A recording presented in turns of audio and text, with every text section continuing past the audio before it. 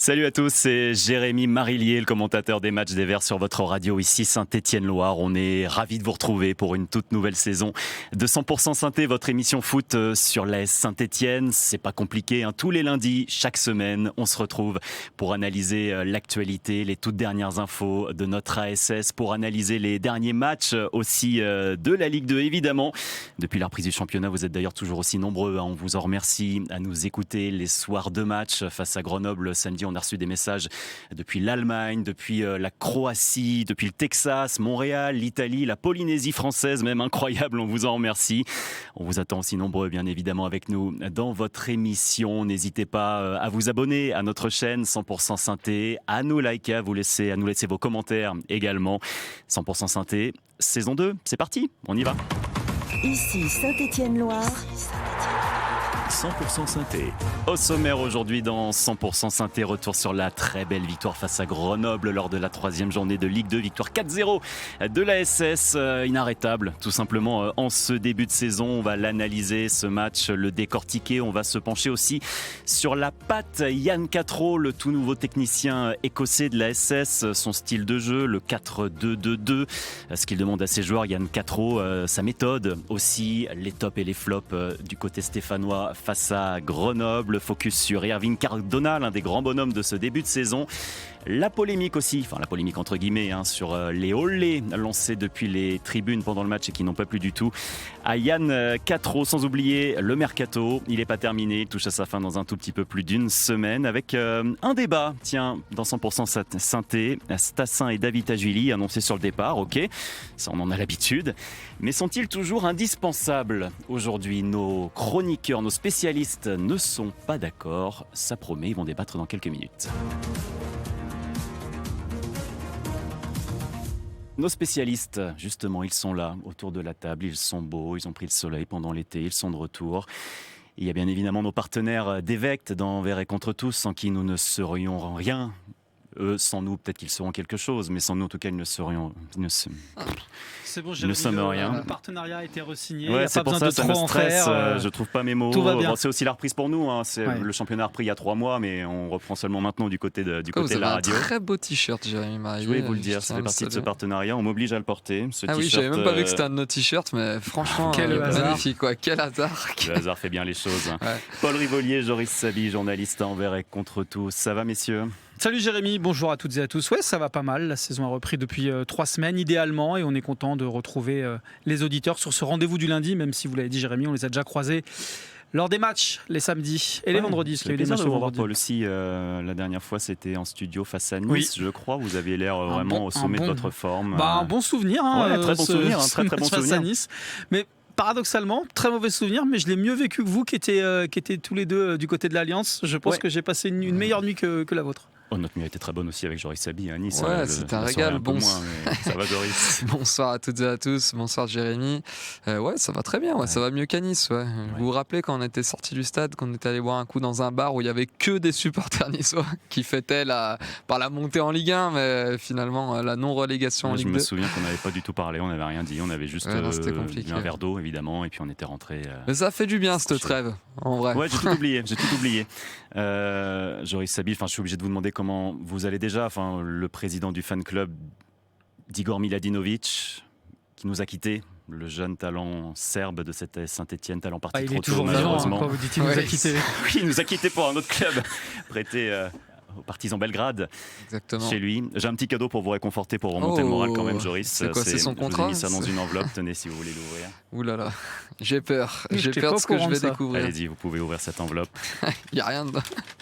C'est normal, c'est la compilation des meilleurs moments d'Igor Miladinovic à l'AS Saint-Etienne. J'ai cherché, j'en ai pas trouvé. Donc, vous n'avez pas trouvé le but face à Reims la saison dernière, cette frappe en pleine lucarne? C'est bien, je peux vous le retrouver si vous voulez. Parce qu'il me semble que vous étiez égosillé sur ce but-là, vous aviez perdu votre voix, comme lors de nombreux matchs d'ailleurs.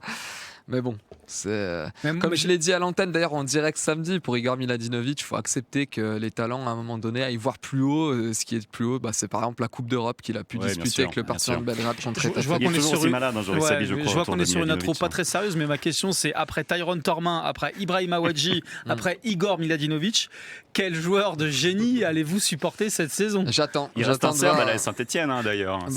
Moi j'aime bien les joueurs qui sont un petit peu critiqués et je suis à 2 doigts de prendre sous mon aile Gauthier Larsonneur, le gardien de la Saint-Etienne. Et je me dis que ça peut être une bonne recrue pour mon fan club. Prenez moins de risques que les précédents choix, je trouve. Joris Sabi d'Evecte, Paul Rivolier d'Evecte et Franck Taluto aussi du podcast Dessous de Verre. Salut Franck. Salut Jérémy, salut à toutes et à tous. Un fan club aussi à monter en ce début de saison de votre côté. C'est encore un petit peu tôt. C'est encore un petit peu tôt. Vous allez bien? Ça va bien, très bien. L'été se passe bien. Il fait beau, il fait chaud, il y a des victoires. C'est vrai qu'il y a des Que demander de victoires. plus? Vous les analysez, vous les débriefez aussi d'ailleurs sur votre podcast Dessous de Verre qu'on peut retrouver sur YouTube. Et ce match face à Grenoble, c'est parti justement. On va l'analyser, on va le débriefer, cette nouvelle victoire, la 3e de la saison en autant de rencontres, début de saison parfait pour l'AS Saint-Etienne. 4-0 samedi à Geoffroy Guichard face à Grenoble avec un premier but signé Aaron Changvay. Après même pas un quart d'heure de jeu, on l'a vécu ensemble sur votre radio ici Saint-Etienne-Loire. C'est parti vers le deuxième poteau, la tête et le but de Changvay. Changvay qui vient débloquer le compteur pour l'AS Saint-Etienne. Corner au deuxième poteau, signé Jacob Réou, mais il s'élève plus haut que tout le monde. C'est le Hongrois, le nouveau maître à jouer c'est vrai du que Changvay milieu. en hongrois, moi je ne maîtrise pas du tout l'accent hongrois, mais c'est pas mieux de faire quelques petites vocalises. Très, très impressionnant, Jérémy.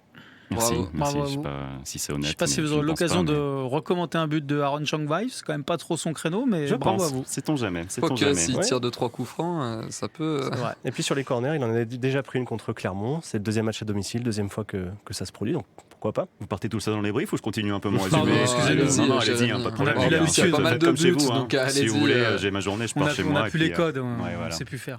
Changvay, Ballot, Cardona, David Ajulil, voilà les 4 buteurs de cette victoire, ce succès stéphanois face à Grenoble, une ASS dominatrice de bout en bout, il n'y a pas grand-chose à dire. Rencontre pliée dès la première période, de quoi ravir Souaib Nahir, l'un des défenseurs des Verts. C'est une très belle victoire et je dirais que c'est le match le plus accompli depuis le début de saison, je pense, pour moi en tout cas. On a vraiment bien géré les temps faibles, on a très bien géré les temps forts. On en met 4, on en prend 0. Je pense qu'il n'y a pas besoin de répondre à cette question. C'est un très bon match, mais il ne faut pas s'emballer. Il en reste encore 31.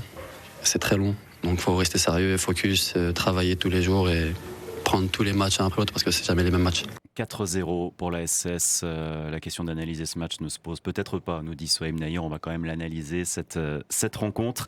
Avec déjà, les gars, cette sensation peut-être de puissance offensive, de solidité défensive. Ce que veut mettre en place Yann Catrol depuis le début de la saison, ça s'est encore confirmé. Franck, et de quelle manière face à Grenoble? Ouais, puis il y a ce scénario qu'on avait vu à Sochaux où l'équipe est capable de sceller le sort du match en 5-6 minutes.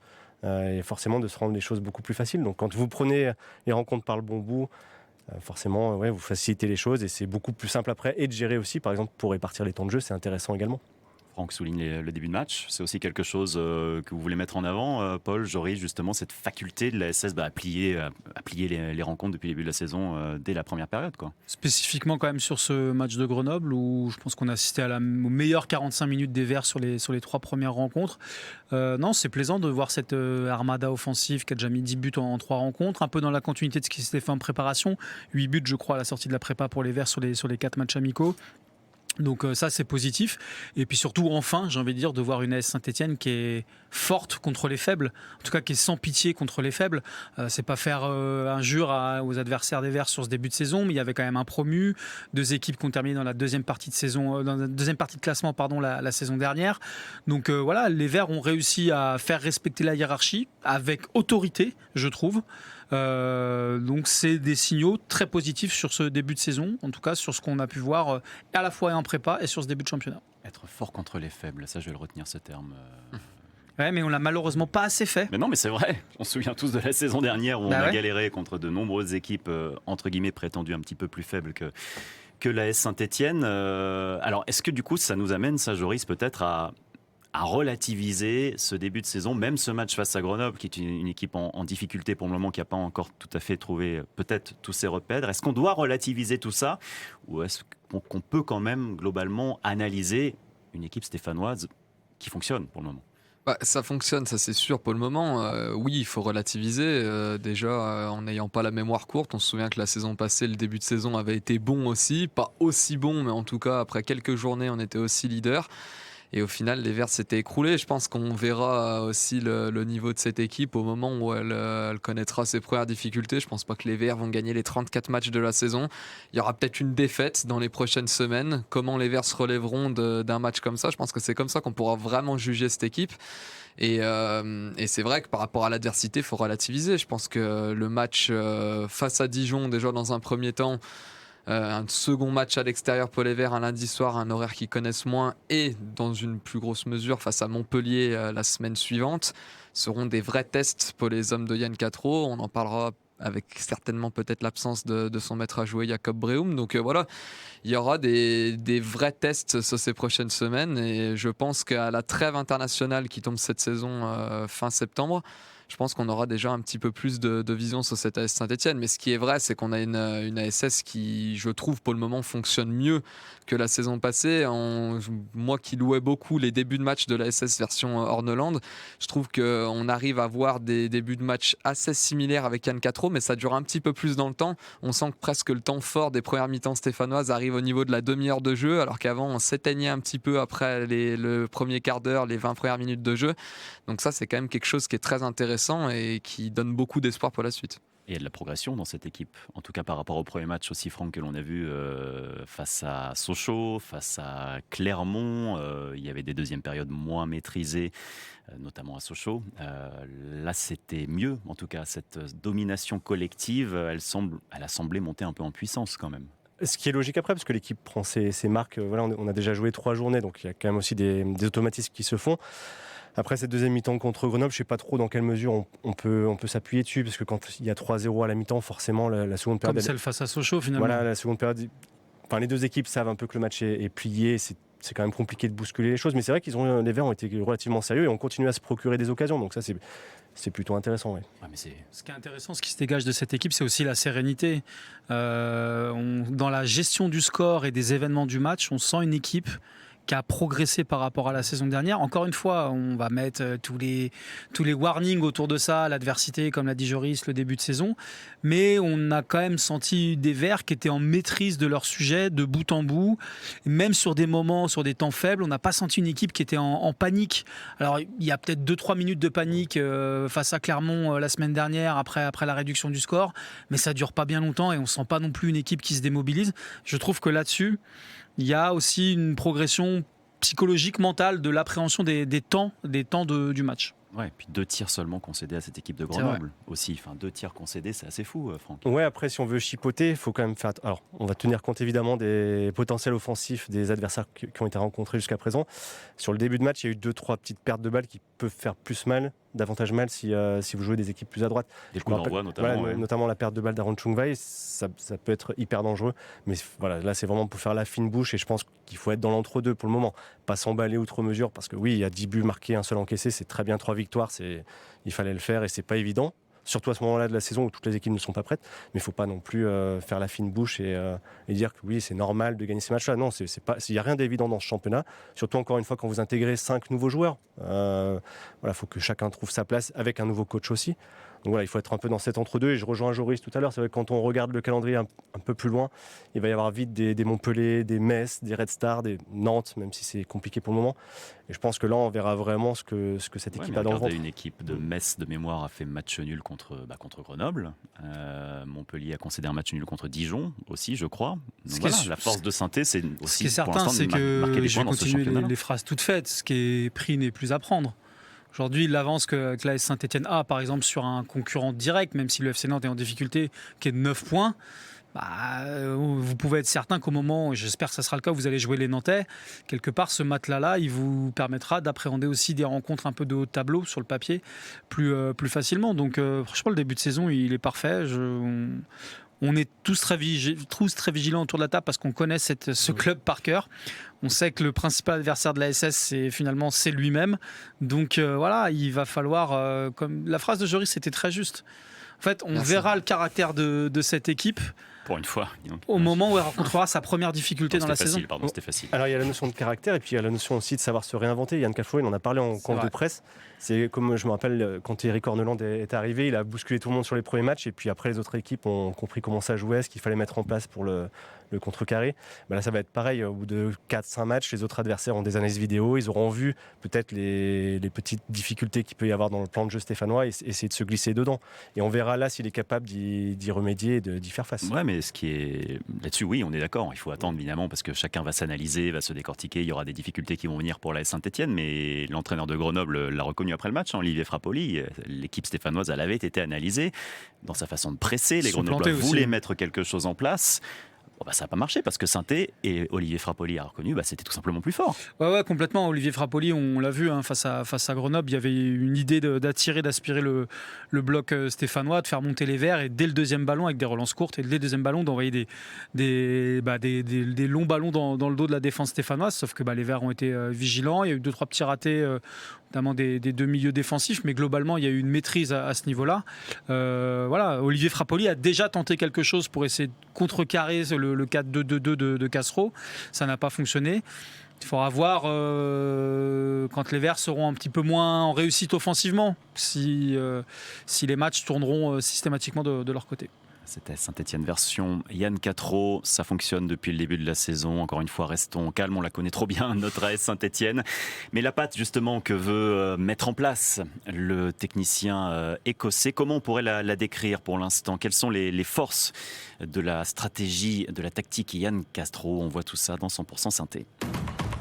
Ici Saint-Étienne-Loire. 100% Saint-Étienne. Arrivé il y a quelques semaines, simplement, Yann Catreau est déjà un style bien en place qui se voit, qui se note sur la pelouse. Alors Yann Catreau, quand il est devant les médias, il ne veut pas nous en dire beaucoup sur ses plans de jeu, sur ce qu'il a envie de mettre en place. Il nous le dit. C'est à vous de découvrir, les gars, ce que je veux mettre en place. Alors justement, on va y aller. On va parler de ce qu'il veut mettre en place, Yann Catreau, et qui fonctionne depuis le début de la saison. Ce qui est fabuleux, c'est qu'aujourd'hui, les personnes qui parlent le mieux de l'AS Saint-Etienne en conférence de presse, c'est les coachs adverses. Ah, mais c'est vrai.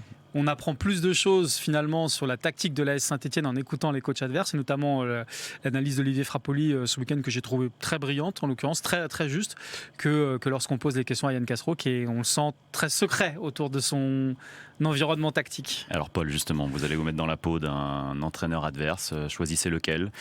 Celui que vous voulez. Je sais pas, rien ne me vient en tête. Très bien, restez vous-même. Alors voilà, ça me va. C'est déjà très bien. Déjà peut-être le 4-2-2-2. Ce fameux 4-2-2-2 qui a pu faire sourire au début quand on entend cette tactique assez rare finalement dans le monde du foot. Ouais. Et pour l'instant, cette stratégie, en tout cas en Ligue 2 et sur 3 matchs, elle fonctionne. Ouais, c'est très axial avec 2 numéros 6, 2 numéros 10, 2 attaquants. On va vraiment privilégier le cœur du jeu avec ce qu'on appelle ce que les spécialistes appellent le rectangle magique, avec des connexions spécifiques entre les 2-6, les 2-10, pardon. On délaisse un petit peu les couloirs à la seule responsabilité du latéral et des attaquants qui doivent un petit peu dézonner. C'est un système, quand j'ai vu en préparation Cassereau jouer avec, je me suis dit, oulala, cette équipe qui était déjà assez loin des standards en termes de rigueur tactique et de rigueur physique sous Orneland, elle se lance dans un truc qui pour moi était encore plus compliqué à tenir sur ce début de saison. Les premiers matchs en prépa m'ont pas du tout convaincu en toute franchise. Il y a une bascule, je trouve, face à Glasgow, où on commence à voir les prémices de quelque chose. Bon, Lausanne, je le mets de côté, le 4-0, on joue contre l'équipe B de Lausanne. Pour moi, c'est un match qui compte pas. Par contre, contre Venise, j'ai vraiment senti la patte Cassereau se mettre en place. Et ça a marché, vous l'avez dit, Jérémy, sur ce début de saison. Mais ça marche aussi, et principalement parce que je trouve que les joueurs ont adhéré pleinement, ont mordu pleinement dans ce projet, et notamment dans l'investissement physique qu'ils mettent. On va en parler longuement après, je vais laisser mes confrères évoquer ce 4-2-2-2. Mais quand je vois aujourd'hui le niveau physique d'Irving Cardona sur ce début de saison, si vous n'avez pas un attaquant dans ce registre-là, je ne suis pas certain que le 4-2-2-2 soit aussi convaincant. Ouais, mais physiquement, on se souvient aussi d'un Eric Orneland qui nous avait fait reprendre la saison dernière, justement pour être prêt physiquement, 3 semaines avant tout le monde. Est-ce que vous n'avez pas le sentiment que cette équipe-là est quand même, semble plus prête physiquement que celle de la saison dernière à la même parce époque ? Que les joueurs savent peut-être mieux où aller Je sais aussi pas. sur la pelouse. Je sais pas, hein, c'est difficilement explicable aussi pourquoi cette différence. Alors les deux schémas sont tactiquement, entre guillemets, je ne sais pas si le terme est bon, mais innovants, Franck, que ce soit sous Orneland et sous Quattro, mais l'efficacité entre les deux, elle est totalement différente aujourd'hui. Encore une fois, relativisons, mais ce que l'on voit aujourd'hui, il y a une différence. Ouais, alors c'est encore tôt pour se prononcer, mais c'est vrai qu'il y a un profil comme Chung Wai qui amène aussi quand même une forme de stabilité qu'il n'y avait pas, moi je trouve, l'année dernière. Vous jouiez en sentinelle avec Mahmoud Jabber, c'était pas son poste, il faisait ce qu'il pouvait, mais il n'y avait pas cette protection que lui amène. Et juste pour revenir sur le 4-2-2, c'est un système que ceux qui commencent à avoir un peu de bouteille ou des cheveux gris avaient vu à l'époque de Robert Nouzaret. Mais sur le papier, c'était le même, mais il était quand même assez différent finalement, parce que c'était un 4-2-2-2. Mais avec les deux en qui Ligue étaient... 2 En D2 Non, en Ligue 1, avec En l'époque D1. d'Alex Aloisio. C'était Stéphane Pedron et Thierry Swagwell qui étaient vraiment des excentrés purs. Donc c'était un 4-2-2-2, mais le jeu était totalement différent, puisque là c'était vraiment l'idée d'écarter sur les ailes, d'amener beaucoup de centre. Là on sent effectivement que ça joue vraiment dans l'axe. Et c'était même surprenant, parce que contre Clermont, sur le début de match, vous avez Boaquier et Brum qui jouent quasiment dans l'axe, et vous avez Cardona et Ballot qui mangent presque la ligne pendant, je sais pas, 15-20 minutes. Mais c'est ça justement la C'est force assez de ce déstabilisant, système, moi, je trouve, c'est qu'en fait on laisse une énorme liberté aux deux de devant et aux deux qui sont en soutien. Et ce qui fait que je pense pour les défenseurs adverses, c'est très difficile de défendre, parce que sur une action, on va avoir Cardona qui va être sol central, et sur l'action suivante, Cardona il va être le long de la ligne de touche à effectuer le centre. Alors c'est les forces et les faiblesses de ce système, parce qu'on a vu contre Clermont qu'il y a beaucoup de ballons de centre de Cardona qui ne trouvent pas preneur, parce qu'il n'y a pas d'attaquant pur de surface qui est là pour la pousser au fond, parce que je pense pas que Ballot non plus soit un attaquant, un pur numéro 9 à la Stassin qui est toujours bien placé dans la surface. Mais par contre ça crée de l'incertitude sur chacune des offensives stéphanoises, et je me mets à la place des défenseurs grenoblois. Quand on est défenseur, on aime bien quand même se dire j'ai ce mec là au marquage, même si souvent on défend par zone, il y a du changement à chacun des appels. Là, finalement, ça permute tout le temps.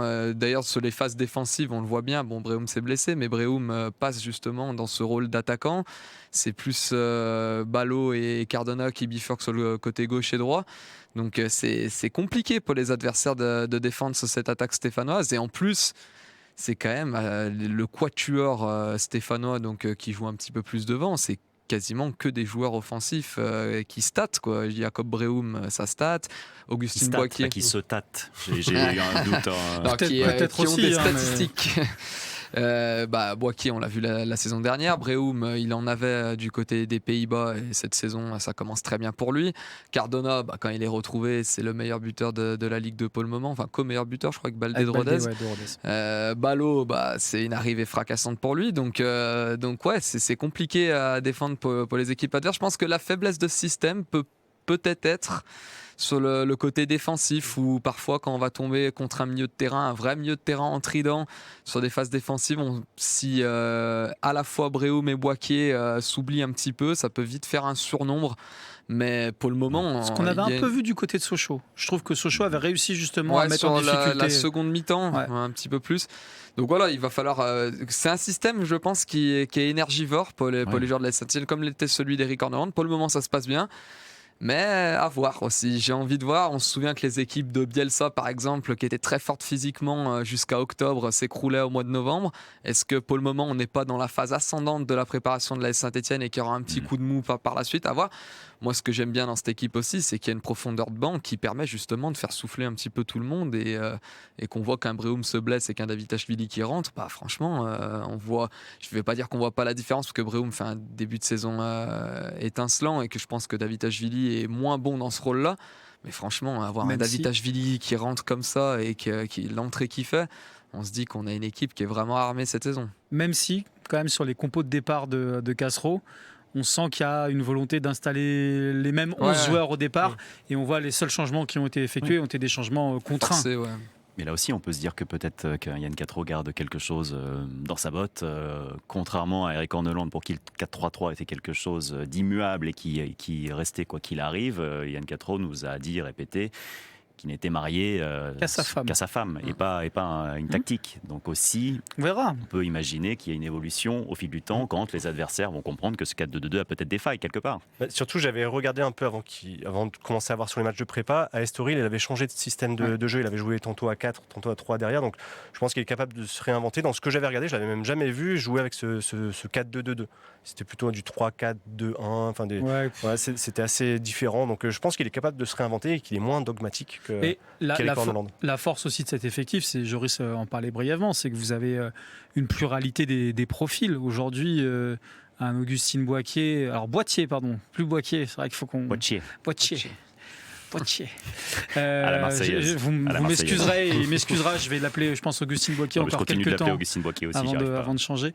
Non, mais Augustine Boitier, pour revenir sur le propos de départ, a été baladé l'année dernière entre le front de l'attaque, les ailes, au milieu de terrain avec réussite. Dans le 4-2-2-2, ce que disait Joris, on sent qu'il y a les mecs devant peuvent jouer à tous les postes. Donc si jamais ils changent de système, Cardona, qui est aujourd'hui un attaquant de pointe, peut très bien jouer sur le côté dans un 4-3-3. Brehum, on l'a vu en prépa, il est capable de jouer attaquant, il est capable de jouer sur un côté. Là, en numéro 10, ça marche bien. Donc voilà, le matos est à disposition de Castro pour changer d'animation s'il a envie de changer. Pardon. Ouais, non, mais après, je pense que ça dépend aussi beaucoup des consignes. En fait, le système, le 4-2-2-2, il va dépendre, il va changer à chaque match. Le jour où on a une sentinelle forte dans l'adversaire, et bah forcément, il va falloir dire à quelqu'un, que ce soit un attaquant ou un des deux de derrière, bah c'est toi qui gères la sentinelle. Donc forcément, parfois, on aura l'impression que en phase défensive, l'AS Saint-Etienne bascule en 4-2-3-1, voire en 4-3-3, selon comment on défend. Je pense que ce 4-2-2-2, ce que veut mettre en place Yann Quatreau, c'est surtout sur la phase où on a le ballon, où là, il y a vraiment ce 4-2-2-2 qui se dessine. Mais au fil des matchs, on verra que selon les milieux, s'il y a un milieu en losange en face, et ben l'AS Saint-Etienne va se calquer un petit peu à ce qui se fait, et c'est ça la force d'un système. C'est peut-être ce qui manquait un peu avec le recul à Eric Corneland, où au final on voulait créer un système où on était fort, et d'ailleurs il le disait, il cachait rien. Pour le coup, Eric Corneland ne cachait rien. Lui, il voulait créer son système. Au système. Ouais, voilà, c'est ça. Mais du coup, c'est vrai que cette force-là qu'on pouvait avoir certains matchs, tout n'a pas été mauvais pour Eric Corneland. Il y a eu des super matchs où moi, j'avais pas vu l'AS Saint-Etienne jouer comme ça depuis très longtemps. Mais c'était aussi sa faiblesse parce que en phase défensive, il n'y avait pas ça de faiblesse, permettait... moi je les ai jamais vus personnellement. J'en ai vu personnellement, mais c'était peut-être sa faiblesse, là où Yann Quatreau est plus pragmatique et est capable de dire en phase défensive, on se calque peut-être un peu plus à l'adversaire pour récupérer le ballon. On pourrait le détailler, parce qu'on a beaucoup parlé offensivement, mais je sais qu'on n'a pas 3 heures pour parler de ce 4-2-2-2, mais il est passionnant, c'est surtout en début de saison. Je vais prendre un café. Mais là, on a parlé des 2-10, mais il y a aussi 2-6 qui apportent autre chose défensivement. On s'est beaucoup focalisé sur l'attaque, elle a mis 10 buts, c'est une réalité, et puis il y a des profils qu'on découvre ou qu'on redécouvre, donc ça, forcément notre regard est porté là-dessus. Défensivement, c'est quand même assez impressionnant, je trouve, ce que fait la SS. Il y a toujours 2-3 petites lacunes sur les côtés, mais qui pour le coup sont dues à ce 4-2-2-2 où les latéraux ont la seule responsabilité de toute la ligne, donc forcément dès qu'ils sont un peu devant, ils peuvent être pris dans leur dos. Et puis on n'a pas non plus de vrais latéraux de formation à l'AS Saint-Etienne, mais ça c'est un autre sujet, en tout cas qui sont disponibles actuellement. Mais voilà, défensivement, je trouve ça très propre, c'est 2 sentinelles, avec l'apport aussi de Souhaib Nahir, qui je trouve est la paire idoine à Julien Le Cardinal. Et aujourd'hui... au-delà du fait de se poser la question pour un entraîneur adverse de comment je vais empêcher cette équipe de Saint-Etienne de marquer, il faut aussi se poser la question de comment on leur met un but. Très clairement, c'est pas si évident que ça. C'est vrai que Gauthier Larsonneur, il a eu quoi ? Bon, il a eu quelques arrêts à faire à Sochaux, il en a eu... Grenoble, il a un arrêt, je crois. Contre Grenoble, non. Non, il n'en a pas, il n'y en a même pas cadré, contre Grenoble. Il y a un arrêt, c'était contre Clermont, j'étais en train de réfléchir à Clermont, l'arrêt qu'il met sur le poteau à la toute fin du match, mais contre Grenoble, c'était très tranquille pour lui, donc tant mieux. C'est le signe aussi d'une équipe et d'un schéma qui, tactiquement, en tout cas offensivement et défensivement, fonctionne pour le moment pour Yann Quatreau, ce 4-2-2-2.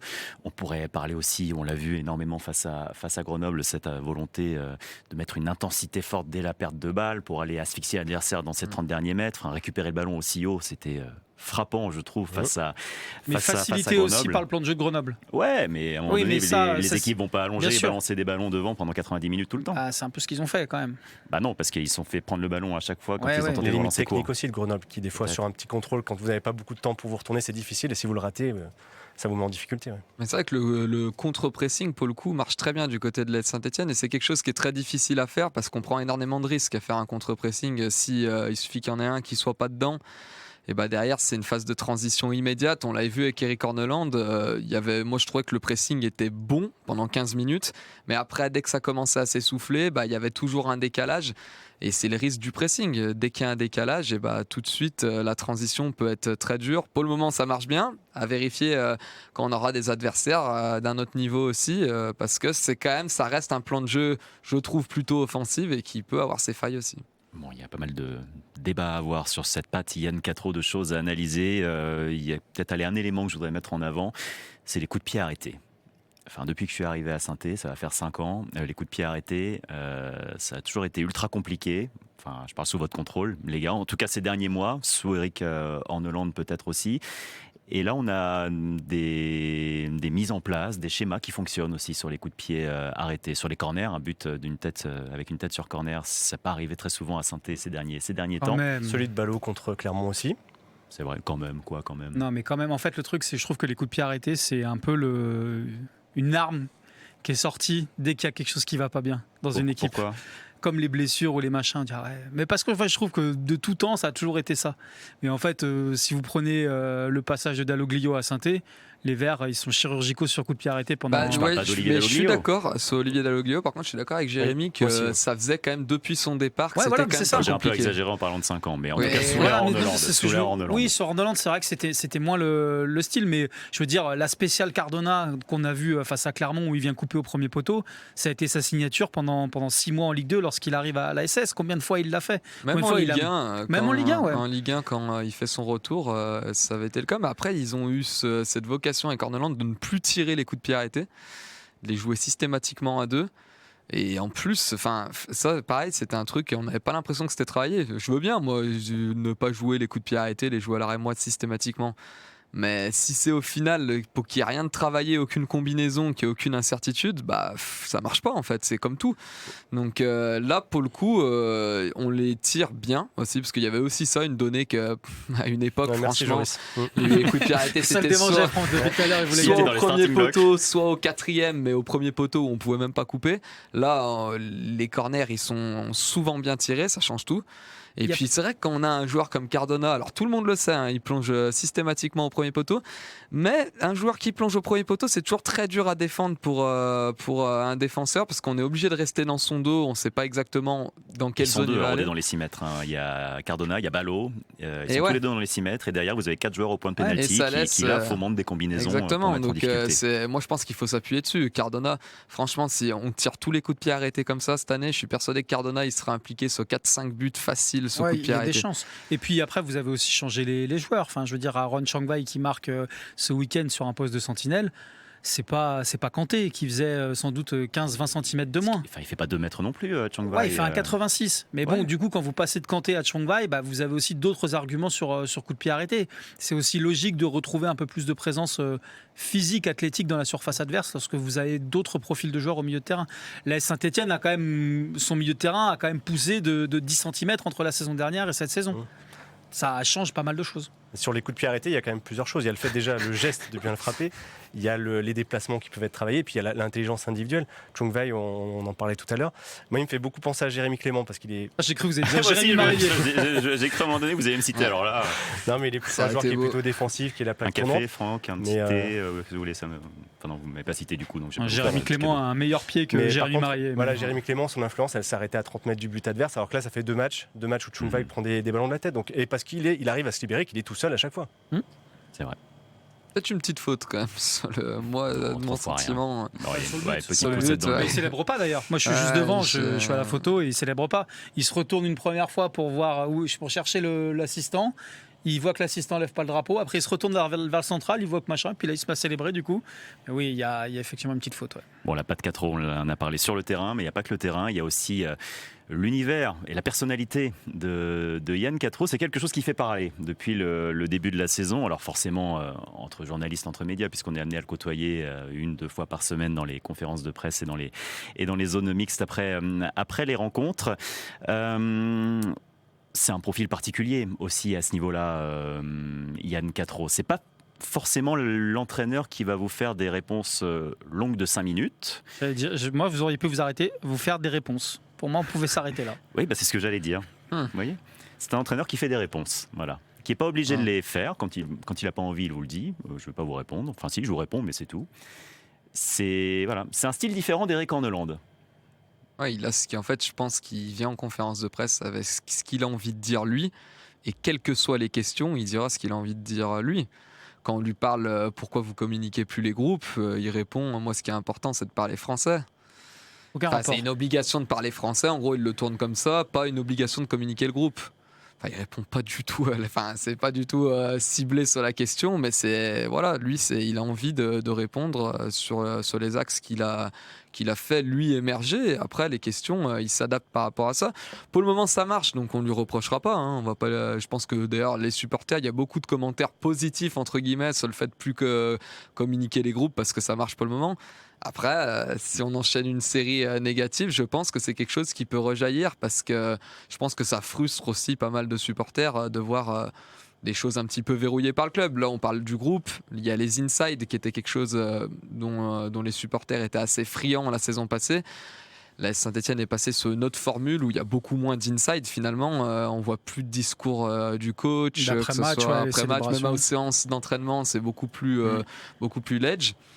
Donc voilà, pour le moment ça fonctionne. Donc on peut pas dire que c'est pas une bonne décision, mais ce qui est sûr, c'est que ça va en frustrer quelques-uns, je pense, dès les premiers mois compliqués. J'espère qu'il n'y en aura pas, ça serait parfait, mais je pense que dans une saison, il y en aura forcément à un moment donné où ça sera un peu plus difficile. Des mois, peut-être des jours ou des semaines. Des jours ou des semaines, parce que là, franchement, ça commencera à sentir mauvais. Mais j'ai trop été habitué, moi aussi, ça fait 6 ans que je suis là. J'ai connu 2 saisons en Ligue 1, 2 saisons de relégation et 4 saisons en Ligue 2. Avec Jérémy, vous avez à peu près le même bilan tous les deux. Donc, c'est pas mal, Je suis à avec deux Franck, crises par saison. on a un peu des meilleures saisons, mais dû à notre ancienneté.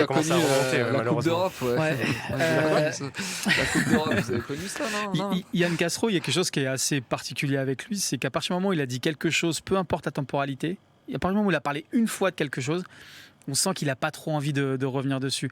Et je prends en exemple le changement de brassard de capitaine.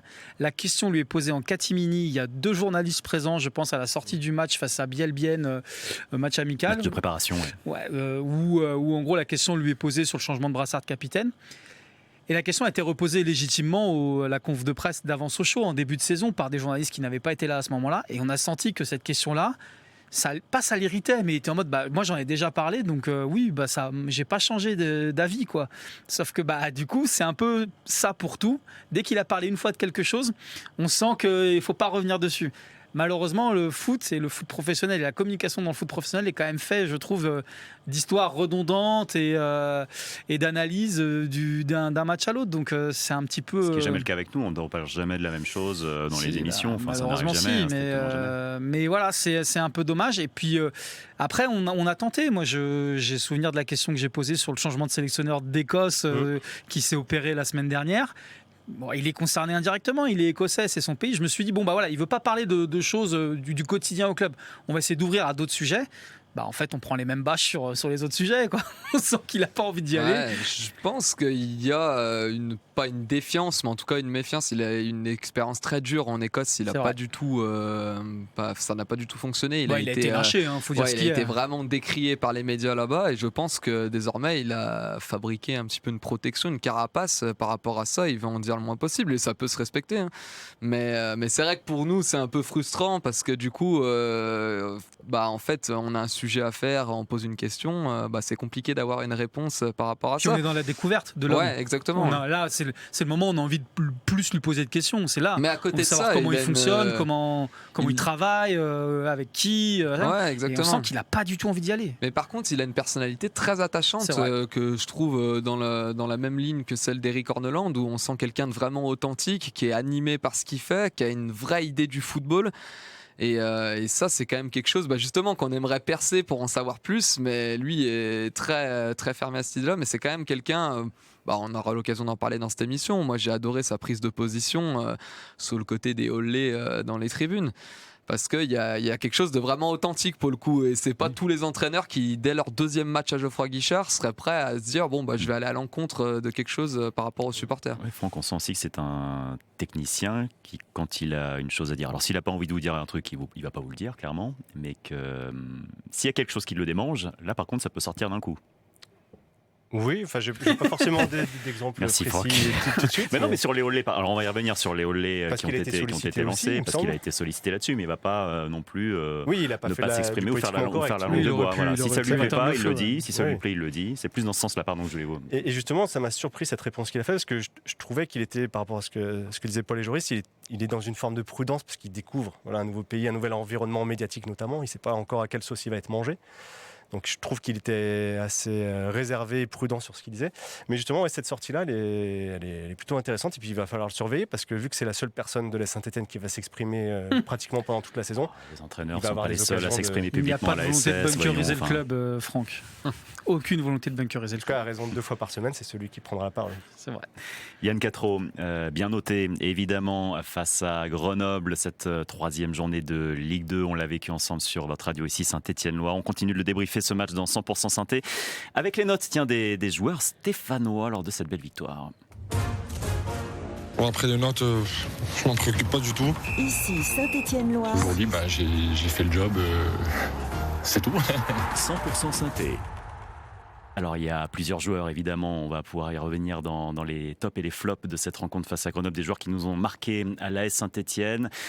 Bon, il y a un nom qui revient évidemment et qu'on ressort depuis le début de la saison, c'est celui d'une arme fatale, cher à Olivier Dalloglio. La vie, à tout moment, c'est que c'est un peu l'arme fatale. Je viens ici pour être performant, pour jouer, marquer des buts. C'est tout.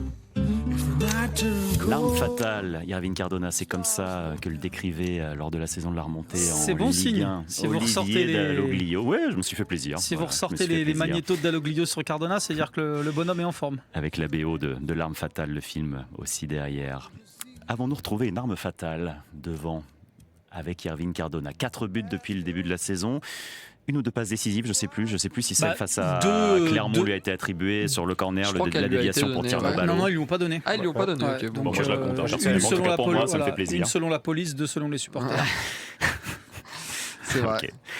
C'est bien la police pour la LFP, je trouve que c'est C'est pas anodin. c'est vraiment J'ai pas été par quelque chose hasard. qui Joris Sabi. représente bien. Alors d'après la police, Irvine Cardona est-il redevenu l'arme fatale? Ou d'après vous, allez, Joris Sabi? Non, moi je le trouve mauvais. Ouais, merci beaucoup. Non mais c'est vrai que ma question était nulle, c'est pas Ouais, comme ça que je voulais la franchement, tourner. ouais, 4 buts Je me en suis 3 je me matchs, suis il aurait perdu pu en dans mes marquer questions. 6 ou 7. Non mais avons-nous un Irvine Cardona qui nous en montre même peut-être encore plus que les saisons précédentes? Alors la saison dernière a été un peu plus mi-figue mi-raisin pour lui, il le reconnaissait d'ailleurs. Mais là, avons-nous un Irvine Cardona qu'on n'avait encore finalement jamais vu à un tel niveau à la SS? En tout cas d'entrée oui, parce que je me souviens que même lors de son passage lors de la remontée en 2024 c'était compliqué ses débuts. Il y avait eu 2-3 matchs avant ce doublé, je crois, contre Angers, qui avait vraiment lancé sa seconde partie de saison. Mais là, c'est vrai que d'entrée, il a été efficace. Ce repositionnement, je pense, y est pas beaucoup, parce que je parlais tout à l'heure de liberté. Moi, en fait, Irvine Cardona, je pense que c'est un attaquant qui doit être libre. Pour moi, c'est pas un ailier. Et c'est pas un 9 non plus dans un 4-3-3. C'est un quoi alors? En fait, pour moi, il faut que ce soit un attaquant à qui on dit toi, tu es libre, tu bouges là où tu sens. C'est quelqu'un qui est, je trouve, il fonctionne beaucoup au flair, il sent les choses, il sent le foot. Et en fait, il faut pas lui mettre trop de barrières. Et je trouve que ce système, ça lui rend vraiment service parce qu'il sait qu'il y a un deuxième attaquant qui est Ballot. Donc, il n'est pas obligé de rester en pur numéro 9 comme il l'était à ses débuts à la SS. Et ça n'avait pas trop marché d'ailleurs. Sur les matchs, je me rappelle, face à Laval et tout, c'était compliqué pour lui. Bon, après, il y avait peut-être une dimension physique aussi. En pur ailier, je trouve qu'il n'a pas assez cette percussion qu'aurait davantage un Davidashvili pour faire des différences. Et il n'a pas cette variété aussi dans ses dribbles. Mais du coup, ce système-là où il est un peu entre les deux, il peut aller sur le côté quand il le souhaite. Et du coup, il crée l'incertitude pour les défenseurs. On ne sait pas si c'est le central ou si c'est le latéral qui doit le prendre. Et parfois être en pur numéro 9, parce que c'est quand même un joueur, comme je le disais, qui sent le foot. Ce but là, après le coup franc de Changwai, c'est un des seuls qui suit le ballon comme ça. C'est-à-dire que lui, dans sa tête, au moment où le ballon part... Il anticipe, il part au moment Exactement, du départ derrière le dos du mur. Il se dit, si le ballon est repoussé, je suis dans la zone. Et ça, c'est que les attaquants qui ont un peu de flair qui le sont. Donc moi, je trouve que ça lui va à merveille, ce rôle-là. Et puis après... Il y a toute la dimension d'un attaquant. Un attaquant qui marque, c'est un attaquant en confiance. Le but qu'il met à Sochaux, le petit piqué, il est réalisé dans le bon tempo. L'appel, il est parfait.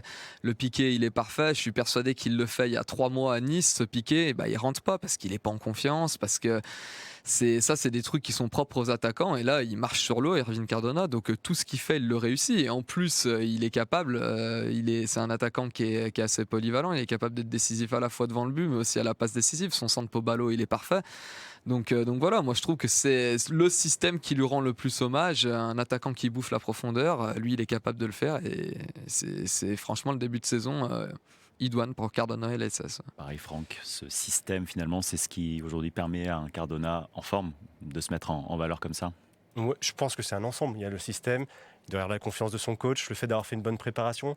Parce que je me rappelle, il y a un an, il avait bien commencé sa saison. Il doit marquer 2 ou 3 buts tout de suite d'entrée. Ouais, puis face à Laval notamment. il sort un peu de l'équipe petit à petit. Il s'est jamais vraiment remis dedans. Il y a eu cette histoire de paternité aussi. On disait que ça l'avait un peu. Ouais, puis il y a fait Stassin qui sortir. arrive aussi. Hein. Voilà, et puis. Enfin, qui revient, pas qui arrive, mais qui revient quoi. Voilà, on sentait qu'il était un peu à côté de ses chaussures.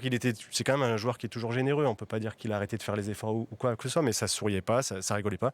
Là, il y a eu une coupure. Il est parti sur autre chose, et pour l'instant, ça fonctionne. Après, on sait que dans le foot, le plus dur, c'est d'être régulier, et il va être d'autant plus scruté maintenant qu'il a fait ce début de saison-là. Je me souviens quand Joris est revenu de vacances, il n'a pas fait les 2 derniers matchs de prépa, et on discutait un peu de la prépa, de ce qu'il avait vu, de ce que j'avais vu. Et beaucoup de gens étaient très focalisés sur Jacob Brehum, qui avait marqué, qui avait un peu attiré tous les regards sur lui. Mais vraiment, je me répète, moi, le joueur qui m'a le plus impressionné en prépa, c'était Irvine Cardona. Il a eu pas mal de maladresse sur les matchs que j'avais pu voir, mais par contre, il avait des jambes. Je me disais, mais là, ça faisait longtemps que j'avais pas vu Cardona à cette vitesse-là, à cette intensité-là sur un terrain de foot, en tout cas à l'AS Saint-Etienne. Et ça s'est vu très rapidement. Cette saison, c'est 67% de ses tentatives ont terminé au fond. Ça, je trouve que la stat est quand même assez folle. Face à Grenoble, 80% de passes réussies dans le dernier tiers du terrain, donc des passes qui comptent. Et 5 passes qu'ont amené face à Grenoble un tir de l'AS Saint-Etienne. Je trouve que ça dit beaucoup du match qu'a fait Cardona face à Grenoble. Il a fait une première mi-temps d'un niveau. Je ne sais pas, même s'il y a ce match face à Bordeaux que donc, tout le monde ressort, je ne sais pas si j'ai déjà vu Cardona à ce niveau-là à l'AS Saint-Etienne que sur cette première mi-temps face à Grenoble, en toute franchise.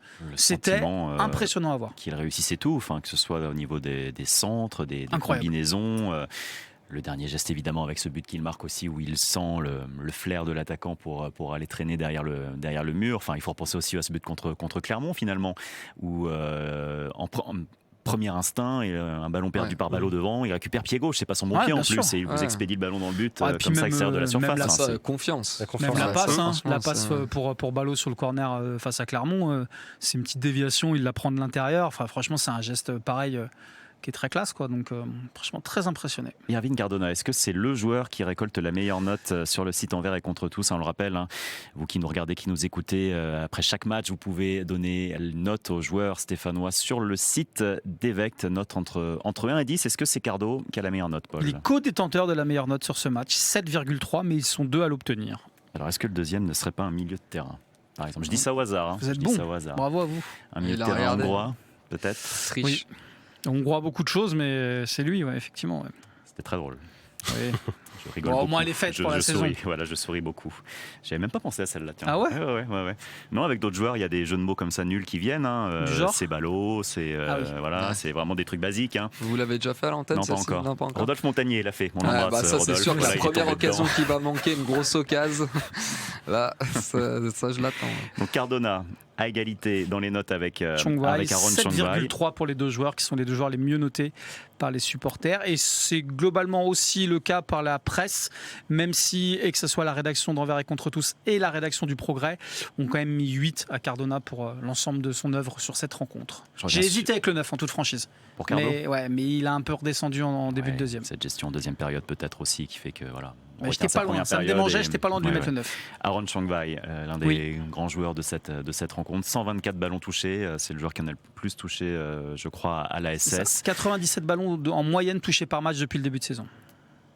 On a quasiment, alors encore une fois, ce n'est que 3 matchs, on ne va pas s'emballer, mais sur ces 3 matchs-là, c'est une recrue qui vient d'arriver, qui s'installe encore, qui n'est pas arrivée non plus il y a 5 mois à Saint-Étienne, mais on a le sentiment, l'impression qu'il a la taille patron, en tout cas. C'est le joueur amené à diriger le milieu de terrain stéphanois, Franck. Ouais, je disais tout à l'heure, Jérémy Clément, un peu ce rôle de quarterback. Je peux jouer long, je peux jouer court, beaucoup latéral. Ça lui sera peut-être reproché. Peut-être moins fort à la récup, mais quand même. moins sur ce match-là, où il a été. Et je trouve qu'il a joué un peu plus directement. Mais ouais, c'est quelqu'un on voit qu'il est facile, balle au pied. Bon, il est peut-être un peu trop facile sur le coup d'envoi, il aurait pu se faire piéger. Mais ouais, il amène. C'est un profil qui n'était pas là l'année dernière, et je pense que dans le 4-3-3 d'Eric Horneland, il aurait été intéressant. Des petites stats pêle-mêle sur ce match, parce que j'ai fait un papier sur lui il n'y a pas longtemps, donc je les ai encore en tête. 93% de passes réussies, je crois, sur l'ensemble de la rencontre. 97% dans sa moitié de terrain. Là où il a pêché sur la rencontre, c'est sur les duels. Il n'en gagne qu'un seul. Ça doit être le but. C'est Joris qui me faisait remarquer. Sur les 7 ou 8 duels il en a gagné aucun. Sur les 7 ou 8 duels qu'il a eu à disputer, il en gagne qu'un seul. Et en moyenne, je crois qu'il est à 40% de duels gagnés depuis le début de la saison. Quand on voit le gabarit, on pourrait se dire que justement, c'est quand même quelqu'un qui au duel devrait en imposer. Paradoxalement, c'est là où il est le moins bon sur le début de saison. Également, dans toutes les stats un peu d'interception, de tacle et tout ça, c'est là où il est un cran au-dessus. Par contre, sur la passe, il y a que lui, il est au-dessus de tous les autres. Dans ce lien entre la partie défensive, la partie offensive de la SS, il arrive. Après, s'il gagne le duel qui compte comme ça à chaque fois, qu'il n'en gagne qu'un par match. Il suffit de gagner qu'un seul duel par match, voilà le bon, et puis après, ça suffit, on n'en regardera que ça. Chongwei, Cardona dans les très bonnes notes. Je sais pas, Joris, il y a un autre joueur que vous voudriez mettre en avant moi, globalement, là, ça a été une très belle prestation, donc ils ont tous été bons. J'aime bien Ballot, que je trouve. On le voit moins que les autres devant, que ça soit Breum, bon là il est sorti, mais même Davidashvili par rapport à sa rentrée, c'est un joueur qu'on voit moins, mais il sait se faire oublier. Et puis depuis le début de la saison, c'est à chaque fois qu'il dispute un match, c'est un geste décisif. Donc lui, il est arrivé sur la pointe des pieds à Saint-Etienne. On en a beaucoup moins parlé que les autres, que les Breum, même Naïr, je trouve qu'on en a beaucoup parlé. Mais au final, Ballot, c'est 3 matchs à chaque fois décisifs. Il se plaît aussi dans ce système-là. Je pense qu'avec Cardona, ça fonctionne. Donc ouais, non, c'est un joueur, si là on parlait beaucoup du côté offensif, c'est vraiment un joueur que j'apprécie. Ouais. Et dans ce secteur offensif justement, on en a parlé pendant le match qu'on a vécu ensemble sur ici Saint-Etienne-Loire aux commentaires. Augustine Boakye, alors loin de moi l'idée de dire que son début de saison, Augustine Boakye, est peut-être un peu plus discret que ce qu'on pourrait attendre. Est-ce que c'est le système finalement qui fait qu'on voit un petit peu moins Augustine Boakye, qui je crois a touché une 40aine de ballons? Alors certes, il a une statistique face à Grenoble, il a une passe décisive pour Zoriko Davidashvili. Mais est-ce que c'est le système aujourd'hui qui fait que vous avez tellement d'armes et de solutions offensives qu'un Augustine Boakye est moins recherché que la saison précédente? On va vous ressortir. Déjà, il a fait 2 passes D en 3 matchs, donc quand même, c'est pas non plus un début de saison raté. Il pourrait avoir un but s'il avait. J'ai pas dit raté. Mais pour moi, il n'y a pas de sujet. Et puis surtout, je les ai pas en tête. Vous savez, c'est les fameuses OK passes. C'est l'avant-dernière passe, la passe qui amène la passe D, qui est finalement la passe qui souvent déclenche tout. Et je ne les ai pas en tête, mais je pense que si on regarde de près ces passes-là, Augustine Boakye est souvent dans les joueurs qui initient les attaques à l'AS Saint-Etienne. C'est bien aussi qu'on ne se repose pas systématiquement sur Augustine Boakye. Rappelez aussi qu'il n'a pas fait de prépa. Aussi, oui. Et il a disputé uniquement 45 minutes du dernier match amical face à Venise. Il était arrivé en cours de semaine au stage à Divonne-les-Bains. Il a été géré sur le premier match. Il a joué pareil que 45 minutes. Voilà, c'est un joueur aussi qui va monter progressivement en puissance. Franchement, si le Augustine Boakye à ce niveau-là est un souci sur le début de saison de l'AS Saint-Etienne, qu'on n'ait que des soucis comme ça sur toute l'année, je les signe tout de suite. On en parlait, c'est aussi la force de cette équipe-là, ce système, c'est qu'en fait, on est adversaire. La saison dernière, notamment au moment où ça allait pas très bien, on se disait, il va falloir un peu canaliser Boakye, qui était un petit peu le détonateur, on le trouvait. Là maintenant, c'est dur pour les adversaires. Faut se dire, faut canaliser Breum, faut canaliser Boakye, faut canaliser Cardona qui est retrouvé devant. Ballot, du coup, c'est peut-être celui sur lequel on met moins la lumière, mais au final, du coup, il a des statistiques exceptionnelles aussi. Donc voilà, l'AS Saint-Etienne a plusieurs cordes à son arc et c'est très compliqué pour les adversaires. Je reconnais bien là la patte de Jérémy de vouloir faire du négatif dans un début de saison parfait. Attendez, j'ai été ultra positif depuis le début. Vous n'avez pas entendu les consignes d'Asfami cet été? Soyez positif autour du club. La positive attitude, excusez-moi, qui est prônée par la direction de l'AS Saint-Etienne. Say yes to the no, to say no to the yes, ou je sais plus trop. Jean-Pierre Raffarin. Voilà, la positive attitude. The yes needs the no to win. Ah oui. Against the no. Vous la connaissez, parfait. Incroyable. Bon, sur ce, on continue l'émission. On a fait les tops et les flops de cette rencontre. On va passer à ce qu'on a un petit peu moins aimé quand même. Allez, face à Grenoble, il y a quelques points.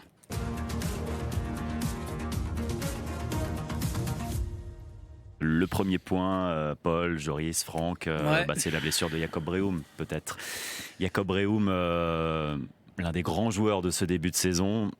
Voilà, très performant, il n'y a pas d'autre terme à utiliser, sorti très rapidement sur blessure avec une alerte au niveau des ischios, sorti à la 27e minute je crois de mémoire, le meneur de jeu danois de l'AS Saint-Etienne, révélation de ce début de saison. Bon, c'est la mauvaise nouvelle de cette rencontre. En attendant d'en savoir plus sur la nature de cette gêne et de cette blessure, un joueur qui s'est déjà rendu indispensable en l'espace de quelques journées seulement, Franck, quoi.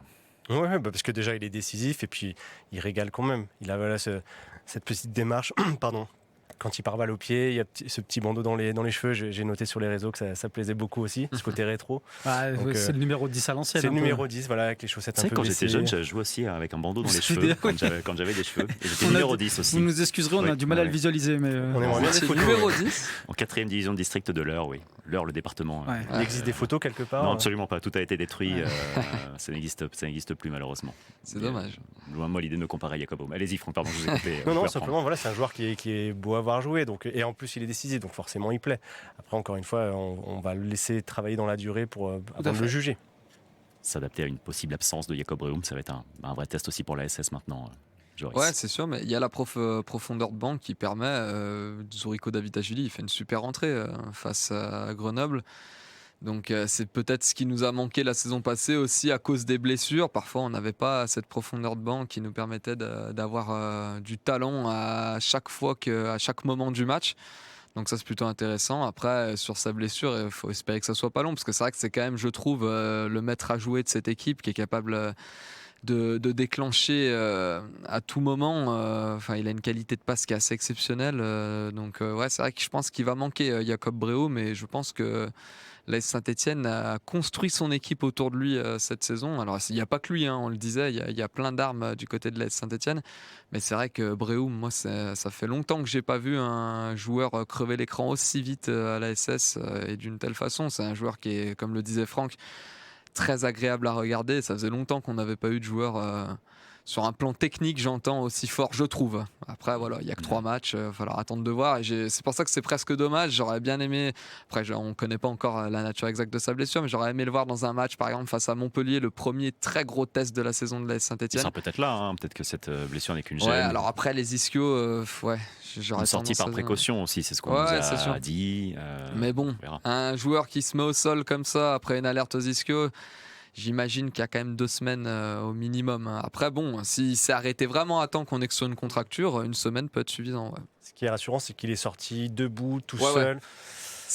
Et il était là dans l'après-match aussi. Il est parti célébrer. La célébration, le tour d'honneur, il était là, le fait qu'il sorte sans trop boiter, ça peut déjà écarter, je pense, la grosse déchirure qu'il a pour le coup. Ça serait plusieurs semaines. Donc, on peut déjà. La sortie sur blessure de Jacob Brehum, point négatif de ce match face à Grenoble samedi dernier, victoire 4-0 lors de la 3e journée de Ligue 2. Il y a autre chose aussi, qui a beaucoup fait parler, qu'on a moins aimé peut-être pour certains, peut-être que certains ont apprécié, ont adoré. Ce sont ces olés venus des tribunes de Geoffroy Guichard pendant la rencontre. Saint-Étienne faisait tourner le ballon face à Grenoble, le score était déjà acquis et ça n'a pas du tout plu à l'entraîneur stéphanois Yann Quatreau, qui l'a fait savoir directement au public en leur demandant justement de se taire, voilà, d'arrêter pendant la rencontre. Comment il l'a fait? Taisez-vous. Non, ouais. Un petit shut-up, voilà. Je crois que c'était ça qui a été dit par Yann Quatreau. Comme les Black Eyed Peas, peut-être que c'est juste la chanson des Black Eyed Peas qu'il a voulu entonner au bord de la pelouse. Vous êtes bien retombé sur vos pattes, bravo à vous. Merci beaucoup Paul Rivolier. Il est revenu aussi là-dessus en conférence de presse d'après-match. Yann Quatreau, on l'écoute. On est dans un processus où tout le monde apprend à se connaître. Moi, je vous ai toujours dit que personnellement, je voulais travailler avec tout le monde au sein du club et avec les supporters, évidemment. J'ai senti que ce n'était pas le bon moment de lancer comme ça des olés dans les tribunes.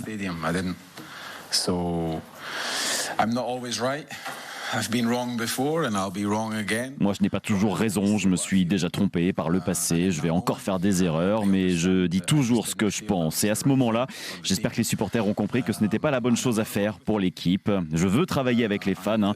Quand ils pensent que je n'en fais pas assez, ils peuvent me le dire aussi. On travaille ensemble, c'est tout. La réaction de l'entraîneur stéphanois Yann Quatreau après la rencontre face à Grenoble, réaction assez olé descendue des tribunes. Alors Paul Rivolier, impressionnant Jérémy, l'animation, le commentaire, la traduction, vous faites tout à cette antenne. Tout faire. La le talent, tout simplement. On va renommer cette émission, ça sera 100% marié maintenant qu'il faut. Si vous voulez, je mettrai votre casquette, j'irai à votre place comme ça, je me poserai moi-même des questions. Paul, je vous ai vu Antoine Deolé en bord pelouse, vous qui êtes à la photo. Défendez-vous, allez-y. Vraiment pas, et c'est surtout pas la première fois. Ça avait déjà été le cas. J'ai rarement fait ça, malheureusement, dans mon parcours de supporter de la S Saint-Etienne. On m'a donné que trop rarement l'occasion de le faire. Non, déjà la semaine dernière, j'ai trouvé, il y avait déjà eu un épisode de Olé face à Clermont. J'avais déjà trouvé ça, et on avait échangé avec Joris Sabia à la sortie du match. Je trouve pas forcément incroyable, et là c'est la répétition de ça sur 2 ou 3 moments pendant le match face à Grenoble qui fait que je trouve pas ça fou. Premièrement parce que c'est oublier un peu les saisons qu'on vit du côté de la Saint-Etienne, c'est oublier où est-ce qu'on est actuellement. Et puis je trouve que c'est aussi donner les meilleures armes à l'adversaire pour venir vous découper un mec. Et quand je vois le traitement de faveur qu'a eu Tamar Svetlin sur ce début de match, où il est quand même pas passé loin de se faire découper sérieusement pendant 2-3 épisodes, moi je suis joueur de Grenoble, je perds 3-0, 4-0, j'entends Deolé. Le mec qui a le ballon qui est en train de me faire tourner, je vais le dérouiller, et c'est tout. Donc je trouve que pour plein de raisons, et aussi ça traduit surtout d'un manque d'humilité, je trouve, global. C'est en tout cas l'image que ça renvoie. Je suis persuadé que tous les gens qui ont crié olé ne sont pas des gens qui sont pas humbles dans la vie ou qui sont pas humbles par rapport à leur équipe, mais en tout cas c'est l'image que ça renvoie, et c'est dommage. Donc pareil, même avis. Ouais, après faut pas en faire des caisses non plus. Il y a l'aspect collectif, quelques personnes commencent à faire olé, on se laisse prendre au jeu, il fait beau, on sort de 4 ou 5 ans où c'est quand même très difficile pour une fois bien sûr. Il y a des victoires, du jeu, des buts. On peut se laisser un peu griser. Je comprends, il y a l'aspect respect vis-à-vis de l'adversaire. Après, on est toujours en train de dire que le foot est aseptisé, machin. Le chambrage, ça peut faire partie aussi, ça ne veut pas dire que je cautionne, mais ça peut faire partie aussi du jeu. On ne peut pas dire que c'est une bonne chose, mais ça fait partie. Il ne faut pas non plus tout condamner. En plus, c'est un peu parti de. Il y a eu, ça s'est envenimé un petit peu avec Maxime Bernauer et son adversaire grenoblois. Et c'est parti un peu de là. Parti un peu de là. Il y a une récupération de Maxime Bernauer qui passe de joueur, qui la donne. Et là, ça part se déoler. Mais c'est vrai que moi, ce qui me dérange le plus, en fait, c'est que. On se plaint justement, on s'est plaint la saison dernière du manque d'humilité de cette équipe qui a cru trop vite qu'elle avait le niveau de la Ligue 1 et qu'elle allait remonter en Ligue 1, et on a vu que finalement quand on manque d'humilité on est vite rappelé à la réalité, et je trouve qu'après 3 journées de faire ça fait public qui a vraiment tout oublié de ce qu'il a vécu la saison dernière, et c'est vrai que pas très fan, et je pense aussi que c'est quelque chose qu'on n'aurait jamais vu si les 2 Cup avaient été là, c'est certain, parce qu'il y aurait eu des chants qui serait venu masquer ça. Moi je trouve que le chambrage pourquoi pas, mais dans des situations qu'il le mérite entre guillemets. Je veux dire, si ça arrive à la 34e journée et qu'on est déjà en Ligue 1, pourquoi pas. Si ça arrive dans un derby où on mène 3-0, pourquoi pas. Là ça arrive au bout de 30 minutes. Je veux dire, vous le faites une fois à la 94e, vous avez gagné 4-0. Plus en seconde mi-temps quand même. Il y a eu 2 épisodes, mais il y a déjà un épisode en première mi-temps. Mais le problème c'est ça. Vous le faites une fois à la 94e, vous avez tourné l'équipe en face. Ok. Là, il y a eu au moins 3 épisodes. Voilà, c'était un peu trop. Et ça a énervé en premier lieu Yann Castro. Pas sûr en tout cas qu'on entende des olés face à Montpellier dans 2 semaines maintenant. Non, mais on entendra les COP et on serait bien content de les le entendre. Retour des COP après ces 2 matchs à huis clos partiels suite aux engins pyrotechniques utilisés face à Nice lors des barrages. Les 2 COP seront de retour face à Montpellier. J'ai plus tout à fait la date en tête, ce sera début septembre. Ça voudrait dire que le 5, ça voudrait dire que le mercato sera terminé en France. Pour l'instant, il est toujours ouvert. Et il y aura peut-être encore quelques mouvements à la Saint-Etienne. Vous aurez tout le temps, tout cet été pour faire vos spéculations et votre mercato. Ici Saint-Etienne-Loire. 100% Saint-Etienne. Alors on est encore en été, le mercato n'est pas terminé, donc comme nous le demande Gauthier Larsonneur, comme il nous l'a demandé notre gardien après la défaite en barrage à Nice, on va spéculer, on va parler un peu de mercato dans cette émission 100% Synthé avec une question. Il y a pas mal de dossiers chauds évidemment, on va y revenir et on va égrener les noms, mais il y a les dossiers chauds du moment, c'est plutôt dans le sens des départs, notamment ceux de Zourico Davitashvili et de Lucas Tassin, nos 2 joueurs offensifs, nos 2 stars de la saison dernière, annoncés sur le départ, avec des velléités de départ en tout cas. Pour l'instant, ils sont toujours stéphanois. Mais s'ils partent, est-ce que Alors, j'arrive pas à trouver Comment le terme il va exact. tourner cette question? J'ai hâte. Est-ce que nous serons au fond du seau, au fond du trou, ou est-ce qu'ils sont vraiment encore indispensables, Lucas Tassin et Zorico Davitashvili à la Saint-Etienne? C'est bon les gars, j'ai bien tourné la question. Non, Voilà, c'est bien. Là, ceux qui vont y aller sur le débat, je sais pas qui c'est, mais c'est Bourbier votre truc. Là. On connaissait les réponses de Normand, maintenant les questions de Normand. Ouais. Bah, ça tombe bien, il est tout normand aussi en plus. foireux, hein, voilà, il n'y a pas de problème. Pas de hasard, il est normand. Donc, je vous propose de débattre sur cette question magnifiquement amenée. Tassin, Davitashvili, potentiel départ, allons-nous les regretter si ça se confirme? Sont-ils toujours indispensables à l'AS Saint-Etienne? 40 secondes, messieurs, pour nous convaincre. Qui veut se lancer là-dedans, dans ce magnifique débat Je peux, si amené. vous voulez. Vous voulez défendre quoi, Joris? Moi, je veux défendre qu'il faut les conserver. Il faut les conserver? D'accord. Pas à tout prix, mais... Non, mais vous l'avez dit, vous allez le défendre. Paul, Franck, qui veut défendre? Je veux bien aller l'inverse? contre Sabi, tiens, pour une fois qu'on va s'affronter. Franck sera là, donc, avec plaisir. L'arbitre de ce débat. Joris, à vous l'honneur. Gardons donc à tout prix Zorico Davitashvili et Lucas Tassin. Vous avez 40 secondes pour nous convaincre. Ouais, je pense qu'il faut les garder, rien que parce qu'on a vu ce week-end, notamment Zorico Davitashvili, on perd un Jacob Brehum, on a un Zorico Davitashvili qui est capable de rentrer dans un rôle qui n'est pas forcément le sien, lui qui d'habitude évolue sur les ailes, mais je trouve qu'il a régalé dans ce système-là, capable de venir rechercher des ballons très bas, parfois en position presque de numéro 6, mais aussi capable d'être décisif devant. Il en manque une grosse occasion en seconde mi-temps, mais par contre derrière ça joue l'action avec Boakye. Ça m'a fait penser notamment à l'action qu'il avait réalisée la saison dernière face à Rodez. C'est le même type d'action collective où il est capable de régaler, donc non, moi je pense qu'il faut les conserver. L'entrée de Tassin, je la trouve très bonne, et on a vu l'année dernière qu'il faut avoir une profondeur de banc, et il faut garder les deux. 45 secondes pour Joris Sabi, c'est beaucoup trop long. 45, ça va. Non, ça passe pas, c'est 40 secondes. Vous faisiez des débats, vous faisiez 1 minute 30 l'année dernière. Vous n'avez pas vu les coulisses de l'émission et le changement technique de fond derrière Jérémy, c'était un gros moment. C'est pour être en raccord avec le débat. Une photo. J'espère qu'il y avait une caméra avant temps que les gens aient pu assister. Avec Lucas Tassin et Zorico Davitashvili qui se félicitent, qui se congratulent face à Grenoble. Exactement. Pour étayer vos propos, Joris Sabi. Il a d'ailleurs il n'a pas sauté au plafond sur son but, Davitashvili. On a senti qu'il a eu une joie très mesurée. Paul Rigolier, oui, c'était le cas contre Joris, c'est terminé. Ça, on peut discuter. Non, c'est terminé. Paul Rigolier. Il faut que je dise quoi là? Qu'est-ce que vous voulez que je vous en avez ras-le-bol, il faut les vendre à tout prix, Zorico Davitashvili. Vous avez 40 secondes, allez-y. Non, en tout cas, on a vu que sur ce début de saison, on était en mesure de se passer d'eux. Il suffit de regarder les stats des autres attaquants. Tierno Ballo, 2 buts, 2 passes. Irving Cardona, 4 buts, 2 passes. Ils sont où les autres? Ah oui, c'est pas des attaquants, c'est vrai, je vais les mettre quand même dedans. Jacob Brehum, 2 buts, 2 passes. Augustine Boakye, 2 passes. Donc ça veut dire qu'on est aujourd'hui sur des joueurs qui sont capables d'évoluer sans Zorico Davitashvili et Lucas Tassin. Est-ce que ces joueurs-là sont indispensables à l'AS Saint-Etienne à l'état actuel? Oui, c'est une réalité. S'ils partent et que vous ne les remplacez pas. Mais s'ils partent et que vous les remplacez, pour moi, l'AS Saint-Etienne peut largement se passer de ces joueurs-là sur le poste de titulaire. Le Mercasro nous dira s'il part ou non d'ici là. Quand on finit comme ça, j'ai forcément perdu le débat. Pas venir du tout celle-là. Incroyable. Ça, c'est fort. Moi, je m'incline parce que franchement, alors pas sur la position défendue, mais sur le jeu de mots. Franck, c'est à vous d'arbitrer ce débat. Quelle est votre position sur cet avenir? Alors, je ne sais pas si on peut les combiner d'ailleurs. Oui, on parle du package, mais on n'est pas obligé de les vendre tous les deux en même temps. La question de base, c'était pas est-ce qu'on doit s'en débarrasser, c'est est-ce qu'ils sont indispensables. Oui. Non, mais rien que pour le jeu de mots, je peux pas donner le point à Paul. Ça l'encouragerait. Je veux pas ne m'encouragez pas, c'est une très bonne raison. Non, dans un monde idéal, je donnerais le point à Joris parce que je trouve que ces deux joueurs-là, au-delà de leur qualité intrinsèque, ils amènent des profils qu'il n'y a pas autrement dans l'effectif. Lucas Tassin, c'est le vrai neuf qui va finir certaines actions, même si Irving Cardona l'a fait ce week-end. Et Zorico Davitashvili, il a moins ce côté meneur que peuvent avoir Boakye et Brehum. C'est plus le puncher, on le voit sur son but, il part pratiquement tout seul, il s'appuie sur Boakye pour le 1-2 et il va finir de lui-même. Et puis on connaît leurs stats, même sans faire des grandes saisons, ils ont dépassé tous les deux la dizaine de buts l'année dernière. Et on sait que si vous avez plusieurs joueurs qui dépassent les 10 buts, vous montez. En fait, c'est la réalité intrinsèquement. Zorico Davitashvili est le meilleur joueur de cet effectif. Réellement, je veux dire, les qualités qu'il a pour la Ligue 2, en plus ça colle parfaitement. Il est évident que si vous avez l'opportunité de le garder, il faut le garder. Voilà.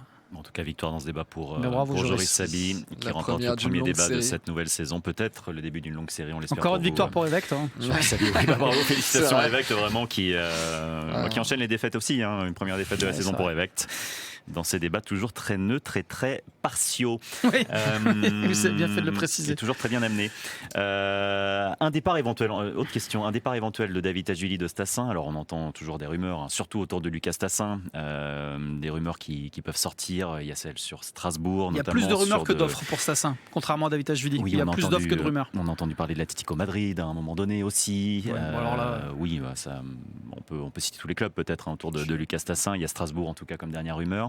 Est-ce qu'il faut impérativement, si l'un des deux part, le remplacer numériquement? Parce qu'on rappelle quand même sur le banc, on a un Just Jeffus, on peut avoir pourquoi pas un Boakier qui manque d'un cran, j'en sais rien. Donc du coup, c'est pas un remplaçant. Et vous avez, alors on l'a pas encore vu sous le maillot vert, mais le jeune Palberg, il va falloir qu'il serve à quelque chose à un moment donné. Puis Lamine Sonko qui vient d'arriver, qui vient Sonko. renforcer les rangs de la réserve. Mais non, mais ce que je veux dire, j'exagère évidemment, mais c'est qu'on a du matériel aussi, encore. En fait, moi, je trouve pas tant que ça. Non, on n'a pas de matériel.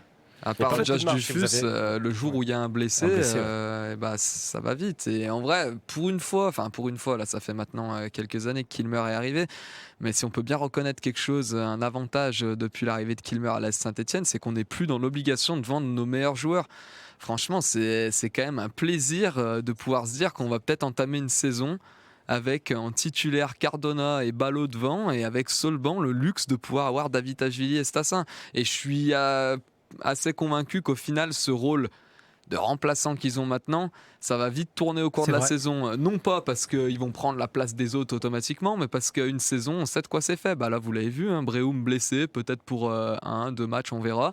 Demain, c'est pas dit que Cardona ou Ballot soient pas suspendus, ou une petite gêne aussi un jour. Et au final, c'est comme ça que se construisent les saisons, et ils vont avoir du temps de jeu. Et franchement, c'est quand même, ce sera vraiment dommage de se passer de ce talent-là qu'on a. C'est quand même deux mecs la saison dernière, surtout David Tajvili, meilleur joueur de la saison en Ligue 2, et Lucas Stassin qui a eu une petite période de passage à vide, mais c'est quand même des joueurs qui vous font gagner des matchs. Et puis après aussi, il y a la perspective de se dire on a l'objectif de remonter en Ligue 1. Si on peut avoir une équipe en remontant en Ligue 1 avec des mecs comme ça aussi dans l'effectif, c'est tout bénef. J'aime bien quand vous me contredisez comme ça, les pas gars. de soucis, Jérémy, je suis là pour ça. Ouais. Ça met un peu de piquant. Il est là pour vous corriger. Stassin, David Tajvili, dossier important d'ici la fin du mercato. On le rappelle qu'il se termine le mardi 1er septembre. Dans 8 jours, maintenant, on est lundi, date d'enregistrement de l'émission. Dans 8 jours à 19h59, pour être précis, je crois. Enfin, 20h, on va en dire à 20h. Autre dossier sensible à suivre, c'est celui de Pierre Écois, qui est toujours là. Autre débat entre nous. Je crois que c'est Franck Taluto de Souloud Vert qui voulait plaider pour un retour de Pierre Écois dans le groupe. Allez-y, vous avez 40 secondes. Vous êtes arrivé en studio en me disant ouais, moi je comprends pas et quoi. Non, on va laisser Franck débattre. Allez, il a 40 secondes pour nous convaincre. C'est mon côté kamikaze. Non, franchement, j'ai très peu d'arguments. Il a peut-être quelque chose. Non, si, il y en a un, c'est que c'est un gaucher. Et il y en a assez peu dans cet effectif, donc il peut amener potentiellement une autre facette dans le jeu, mais. Je suis un peu au pied du mur, un peu kamikaze. Non, mais je vous taquine, Franck, je sais très bien que c'est pas votre position. Il a été premier degré. En plus, oui. Beau jeu, Franck, beau jeu. Vous me regardez comme ça, avec un dépit. Ouais, je suis vraiment désolé de vous avoir emmené là dans ce bourbier, Franck. Non, mais oui. Sportivement, humainement, ça paraît. Avec des groupes de supporters qui, on le rappelle, refusent de voir Pierre Écois reporter le maillot stéphanois. Mais quel Pierre Écois aussi, c'est le Pierre Écois d'il y a 1 an et demi, 2 ans avant cet épisode-là. Footballistiquement parlant, tous les jours, moi je vous dis oui, c'est un joueur. D'ailleurs, il a terriblement manqué l'année dernière dans le profil du milieu de terrain à l'AS Saint-Etienne. Je pense que cette équipe, avec ou sans Pierre Écois, n'aurait pas eu le même visage. Alors, c'est de la fiction, on refera jamais la saison, mais malgré tout, au milieu, j'ai trouvé qu'à un moment donné, il a manqué. Maintenant, avec ce qui s'est passé, où les torts sont partagés, parce que je sais que malheureusement pour lui, l'opinion est quand même très tranchée contre lui, mais sur le postulat de départ, je pense que les torts sont à 50% de la part du club, qui a quand même forcé la main à un joueur qui ne voulait pas rester, et 50% aux joueurs qui, plutôt que d'être très intelligents et de se dire « Ok, vous avez levé l'option, je suis là sur le début de saison, on trouve une solution », a assez braqué et a dit moi je ne jouerai plus jamais pour vous. À partir du moment où il fait ça, il s'est mis tout le public à dos et il ne peut plus jamais revenir. Voilà. Et que là, ce qui s'est passé cet été, c'est que dès qu'on a commencé à avoir vent du côté des supporters qu'il allait revenir, qu'il allait être réintégré, parce qu'il a été réintégré, il a fait toute la prépa, Pierre Écois. Parce qu'il y a des joueurs mis de côté à la SS, on va y revenir, qui sont amenés à partir. Emmanuel Moeffek, par exemple, qui ne s'entraîne pas avec le groupe pro, alors que Pierre Écois, oui. il continue, lui, de s'entraîner avec l'effectif professionnel. Parce que c'est une information qu'on a déjà donnée avec Évêque cet été. Il y a eu une volonté de la part de la direction de l'AS Saint-Etienne de le réintégrer réellement et d'essayer de se dire que ça allait passer. Ils se sont heurtés très rapidement à la gronde des supporters qui ont mis dès le jour 1 de l'entraînement des banderoles devant les trains en disant qu'il n'y aurait pas d'issue possible de leur côté sur une réintégration de Pierre Ecois.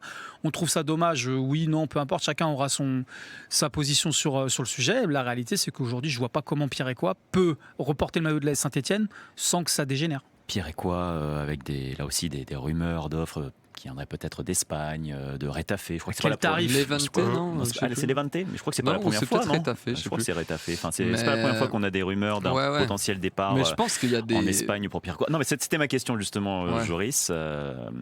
Aujourd'hui, avec tout le passif Pierre Ecois, depuis maintenant 1 an et demi, 2 ans, vous êtes dirigeant d'un club, Joris Saby, autre que Sorbier la Tablaudière où vous évoluez avec c'est trop facile. Il y a trop de monde au milieu de terrain. Voilà, aussi, Après, je jouerai plus. Mais vous êtes un dirigeant d'un club pro. Est-ce qu'aujourd'hui vous vous lancez sur Pierre Ecois? Oui, je pense que oui. Bah oui, c'est justement. Tout dépend à quel prix, en fait. Vous vous dites pas ce joueur-là, je pense que la meilleure solution, les mecs vont le brader en face. Allez-y, Joris, pardon. Je pense que la meilleure solution pour toutes les parties cet été, c'est un prêt avec option d'achat. Mais ça, il y a déjà eu un prêt en Angleterre qui n'a pas été concluant. Avec option d'achat ou pas, d'ailleurs, on n'a jamais trop su. Mais d'accord, mais sauf que c'est un joueur qui n'avait pas fait la prépa, qui n'avait plus joué depuis quasiment 1 an au moment où il débarque en Angleterre. Là, on a un joueur qui a fait la préparation estivale. Alors certes, il n'a pas joué en match amical, mais il a fait les entraînements physiques, j'imagine. Donc, et puis il a tous les joueurs d'entraînement. Voilà, donc c'est un joueur qui est plus prêt que la saison dernière et surtout qu'il a toute une saison pour finalement, si imaginons Retafe ou Levante, il débarque en prêt. Même s'il joue pas sur le mois de septembre et qu'il attaque qu'en octobre et qu'il arrive à être prêt en octobre, il peut faire toute une saison. Je sais pourquoi il a dit Retafe, j'ai compris maintenant. Mais non, c'est lui qui a dit Retafe, c'est Jérémy. Mais oui, c'est l'adversaire d'Igor Miladinovic en Coupe d'Europe. Je vous l'avais dit tout à l'heure. Tout est lié, je suis vraiment désolé, Joris Saby. Et bref, Igor, il est dans ma tête à chaque fois que je prends la parole. Mais je pense que c'est la solution pour toutes les parties parce qu'à l'instant T, personne va mettre ne serait-ce que quelques millions sur Pierre Ecois, un joueur qui a quasiment pas joué sur les 2 dernières saisons. Grand max. Donc trop compliqué. Pour le réintégrer, on l'a évoqué, trop compliqué également avec les groupes de supporters. Par contre, la possibilité éventuelle de récupérer un peu d'argent pour l'AS Saint-Etienne, c'est de le prêter avec option d'achat et qu'il fasse une grosse saison à l'étranger. Donc là, je pense que toutes les parties peuvent en tirer profit. Après, il faut que tout le monde se mette d'accord. Est-ce que l'on dira aux joueurs qu'il y a une option d'achat ou pas? C'est la question aussi. Ah mais ouais, parce que vous pensez qu'il peut faire la même chose derrière. Alors là, non, on est dans la fiction. Évidemment. Non, pareil, vous êtes un dirigeant de club, vous donneriez sa chance à Pierre Ecois? Ouais, parce que là, il y a le côté émotionnel des supporters qui ne veulent pas le revoir et ça se comprend tout à fait, mais dans le foot, il n'y a pas forcément de sentiment. Il y a un petit extrait, je ne sais pas si vous êtes tombé dessus sur les réseaux, qui fait la promotion d'une série qui est consacrée à la saison dernière de Manchester City. Et on voit 2 membres du club qui débattent du fait de recruter Ryan Cherki ou pas. Et il y a des petits doutes sur la mentalité. Et en fait, le verdict, c'est qu'à ce prix-là, et avec le potentiel qu'il a, on le fait et on voit ce que ça donne. Toute proportion gardée. C'est pas Ryan Cherki et Pierre Ecois, c'est effectivement sur la même. Si vous pouvez Pierre Ecois, c'est quand même très peu cher, fort. Ça reste un joueur qui est relativement jeune. Si vous l'avez pour pas grand-chose, peut-être que vous pouvez faire une culbute l'année prochaine dans 2 ans. Vous êtes un club qui veut un milieu de terrain. Pour moi, c'est une affaire en or. Vous allez le payer moitié prix. Vous êtes sûr de le payer moitié prix, quoi qu'il arrive, minimum. Donc, mais après, je pense que l'ASS, c'est pour ça que ça s'est pas décanté pour le moment, c'est que l'ASS ne veut pas le brader non plus. Mais comment voulez-vous vendre un joueur qui n'a pas joué depuis 2 ans? C'est quasi enfin, en tout cas, au prix où la Saint-Etienne a levé l'option d'achat, entre 6 et 7 millions d'euros. C'est 6 plus 1 million d'euros de prêt payant l'année précédente. Que l'ASS s'assoit sur 1 ou 2 millions, je pense qu'ils sont prêts à le faire, mais il n'y aura jamais une offre à 4 millions cet été. Donc la seule opportunité, alors après, bon, certes, il perdra une année de contrat, donc il y aura moins à racheter l'été suivant. Mais franchement, imaginons qu'il parte en Espagne et qu'il fasse une saison à 30 matchs où il est titulaire, et je suis persuadé que là il y aura des offres où il y aura l'option d'achat qui sera levée à ce moment-là. Donc c'est la meilleure des solutions. D'ailleurs, je pense que c'est ce qui s'était fait du côté de Watford cet hiver. Mais sauf qu'il est arrivé, je crois, du coup, un des tout derniers jours du mercato en janvier. Ouais.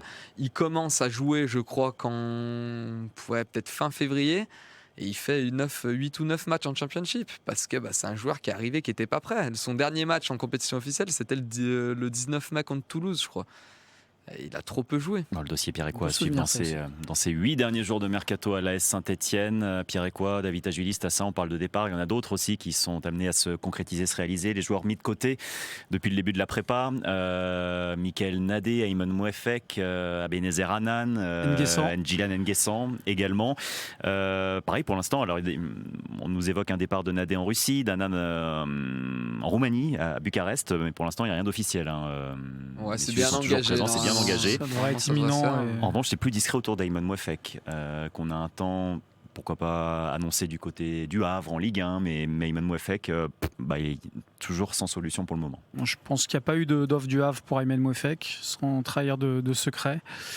Mais oui, je pense que des clubs en Ligue 1 peuvent se pencher sur le profil d'Ayman Mouefek. Voilà, des clubs comme Angers, comme Lorient, qui, si jamais ils cherchent à renforcer leur milieu de terrain, pourraient se pencher sur le cas d'Ayman Mouefek.